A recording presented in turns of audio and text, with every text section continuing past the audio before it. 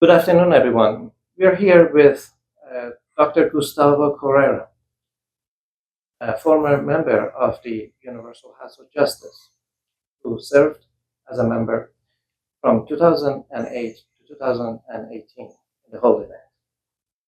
We're here to have an exchange with him today on topics having to do with development and peace.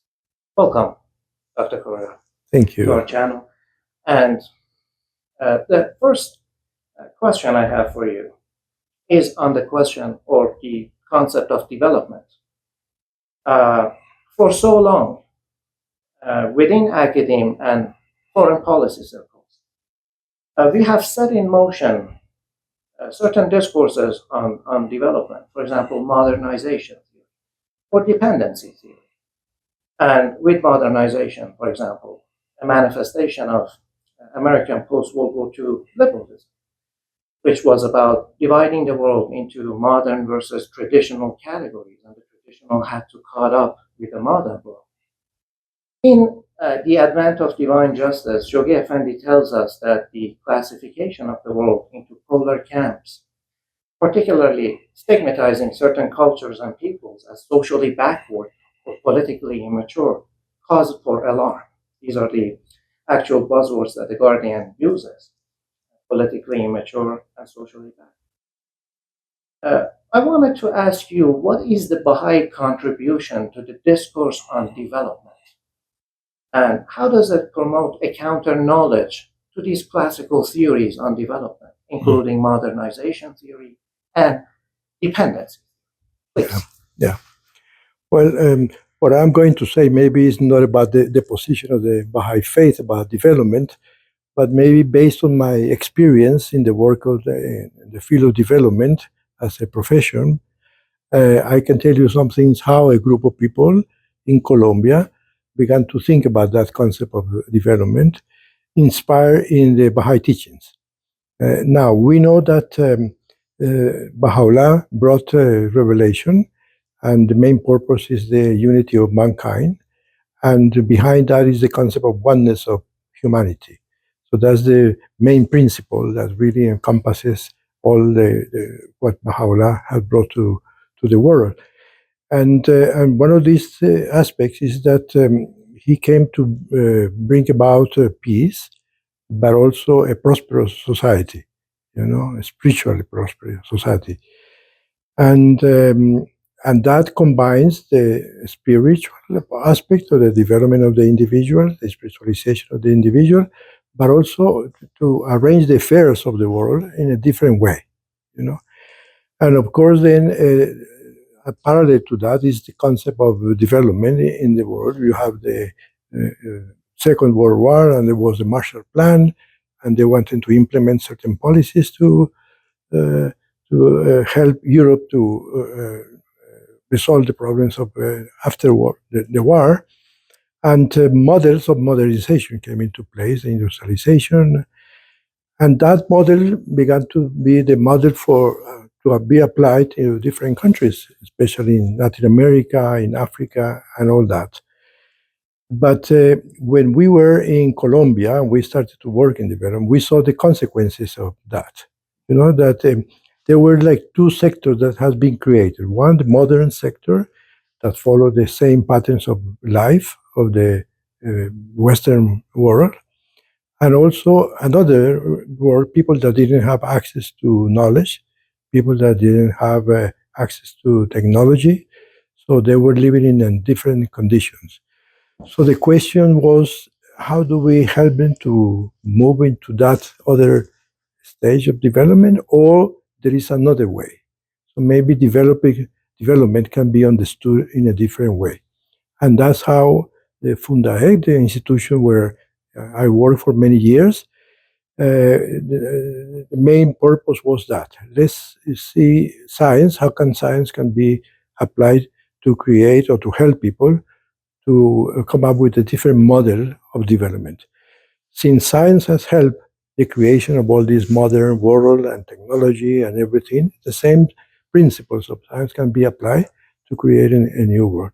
So we began that work, and out of that, a discourse on development has emerged that we could say that is Baha'i-inspired discourse on development. And basically, first based on this principle of the oneness of humankind, of course, that we are one, we are not two worlds, we are not two people, we are one race, and that the access of knowledge is essential. That there is this quotation of Baha'u'llah when he says that the man is the supreme talisman, which means it has many potential, many gems inside the human being. And the purpose of religion is to develop all those gems, to discover them and to polish them. But also it is necessary to polish and discover other gems that are related to the life of the people. So that's how FUNDAEC started to think that we are going to help people. First of all, not consider them like backward or poor, or that they just need a package to be delivered to them, but we consider them people that are able to think, to come to be creative, and to participate in their own process of development. And this is what FUNDAEC did for many years. So it started some processes of research on the different processes of life of the people with a group of them. And they were trained as scientists in a way, And little by little, they began to work in different aspects of their life, the systems of production, local economy, the community organization, micro-enterprises, agro-industry, and the concept of local economy began to emerge. Then at that time, the other model was taking preeminence, and it was very strong. The traditional discourse, or the main thinking, was very strong, and all the resources were there, and the solution was there. So at some point we felt a little bit discouraged, and we thought that we have lost the battle. The farmers are going to migrate to the cities, are going to engross the industrial sector and all that. But then after persistence and continue doing the work of research and training people and training more people, then you saw the results of that. You are creating new communities, you are creating a new kind of well-being among the people. And then the discourse in development began to change too, because people began to realize what industrialization has done to the world. They are destroying the nature. People are beginning to realize that resources of nature are limited, that we cannot continue with that model that is going to destroy all the resources, is going to contaminate the water, is going to create deforestation. All the problems are associated with that. And then we see that now the ideas that we were discussing 30, 40 years ago now are becoming more and more inserted in the common discourse nowadays. So finally, we are in the main discourse of development now, the more progressive, I would say, which is that we have to think about new ways of production, new way of distribution of food, and the effects on the social life of the people. For example, to give you an example, we have a project after the pandemic. People were suffering because of food, scarcity of food, and they were in the rural areas. So they realized they were producers for the market. They were not producers for their own consumption, as it was in the past. So we said, well, this is irrational. This cannot be possible. So let's promote again this question of production for the self-consumption, the consumption of the family, and the consumption of the community where they are in, and and the whole thing changed. Because people began to become very enthusiastic about it. They began to cooperate with each other. Many gardens started to emerge. And but we realized that was not only that. It was not only that we were producing more food. But the connection, the human connection began to take place. Bonds of friendship and cooperation and mutual aid began to become stronger and stronger. And joy, people had joy because now we are producing our own food, we are interacting with others. So it was a very enlightening moment, when we saw that. We knew that that was going to happen, but we saw it there in reality with people. And you know that Colombia is a very violent country. And there is always conflict, political conflict in the areas. Traditionally has been very violent because of political reasons. But then these projects became also the seed for peace, that people were able to come together, regardless of the political orientation, regardless of these other things. So people producing food, people producing, planting trees, creating the environment, taking care of the environment. They were peaceful people. I mean, there was an encounter point of all these different factions and groups. And then we realized that this kind of development, this kind of projects are really help and contribute to the peace process in the country. Thank you for that. One question that springs to mind, one has to do with the nature of development.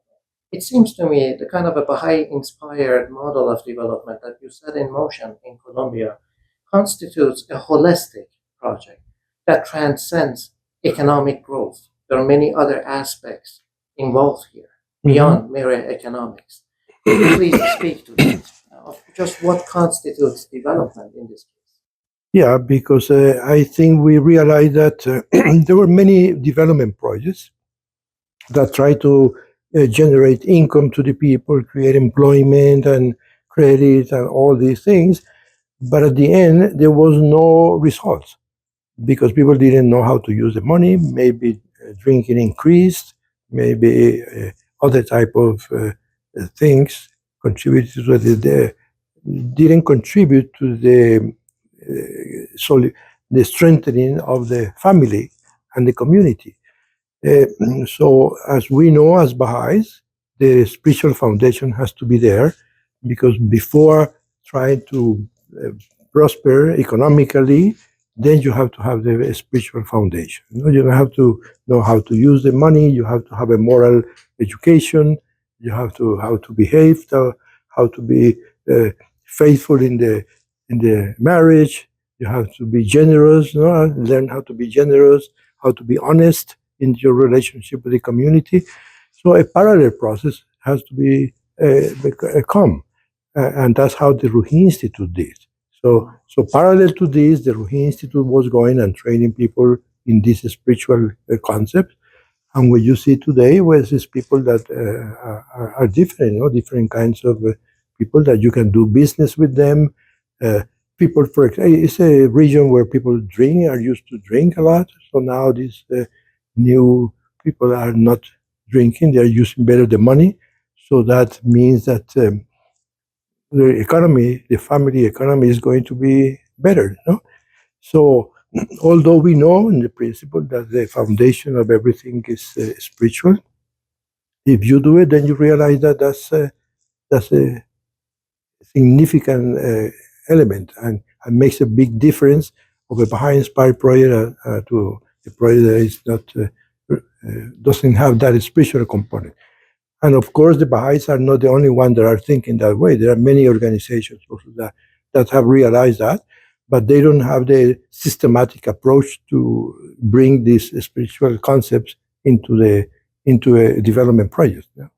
Among many different interesting explanations you provided, you reference how the Baha'i-inspired development model in Colombia created a sense of joy among community members. In the scientific study on development within academia, we're also gravitating that way. For example, the country of Bhutan, we now know, has created gross national happiness as a barometer of its development. And the World Happiness Report is yearly produced. So it seems like we're also paying attention to how content and happy a population is when we bring in the concept of development. Would you like to speak to this notion of joy and development? Because when you are dealing with nature, when you are in contact with nature, then I think this is something spiritual, because we believe as Baha'i that there is a book of creation, and nature is a reflects all the attributes of God, love and justice and generosity. Everything is there in nature, beauty, So just appreciating that and trying to discover these secrets of in nature, which means getting closer to God, getting to know God more, then it's a source of joy. For example, to plant a seed and to see the plant is coming out and is producing food. That's a source of joy. Is the reward of your effort that you are doing with others. And when you can share that food with others, you see, soil is generous, nature is generous, and it gives me, when I plant one seed of tomato or whatever, it produces more than what I can consume. So I can share it with others. So that's also is a source of joy, Yeah, thank you for this. If we take a look at Colombia as a case study of success in this development, how can this local project be exported global? How can the local become global here? What are the steps that we need to take in order to make that happen? Yeah. And I think the core of the program is really education, and we have developed a system of education that is well known in many places in the world. And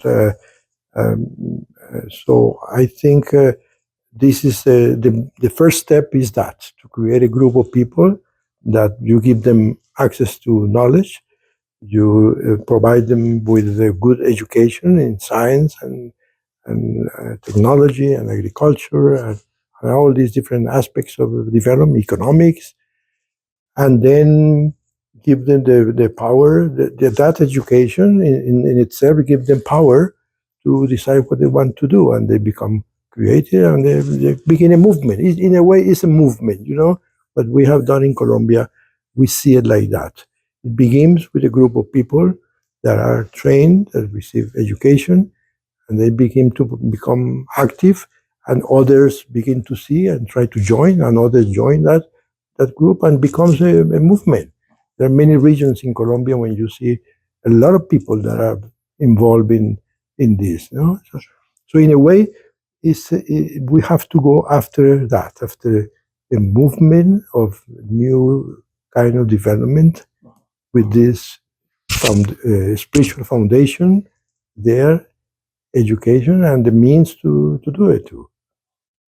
With this notion of development you have in mind, which in a way leads to unity making that you're offering us, how can development lead to creation of unity, either locally or globally? Because as I understand it, in the Baha'i faith, Baha'u'llah once wrote, the well-being of mankind, its peace and security, cannot be attained until and unless its unity is firmly established.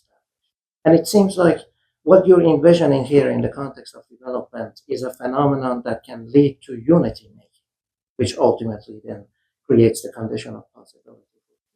Could you please speak to that point? Yeah, because in a way you are creating a more just world, and justice is a prerequisite to unity.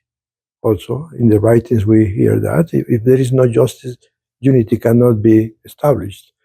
So when you do that and provide the means to people to have a better life, to be owners of their own process of development, then you are doing justice. You are doing justice when you also share knowledge with other people. When you give them the opportunity to be educated, that's doing justice. And if they repeat the same model with others and others, so we are establishing justice, which brings there as a result the unity. Unity kind of is like that analogy that Abdul Baha uses, that if you use or if you give unconditional love to the other, that kind of an energy will ultimately spread. Yeah. And you're associating that with development in a neat Yeah. way. Yeah. And it's not a formula, no? It's a combination of things, because the spiritual world works like that. You have to work in all the different areas and different aspects of the human being, the unity, the justice, and then you finally advance to a new level of spiritual development. Very good. Well, allow me to thank you, Dr. Correa, for your time today and for you to share your thoughts with our viewers. And I wish you a nice day. Yes. And thank you. No, thank you very much, and I wish you a lot of success in your program, and I hope many people will benefit from what you're doing. Thank you very much, sir. Thank you.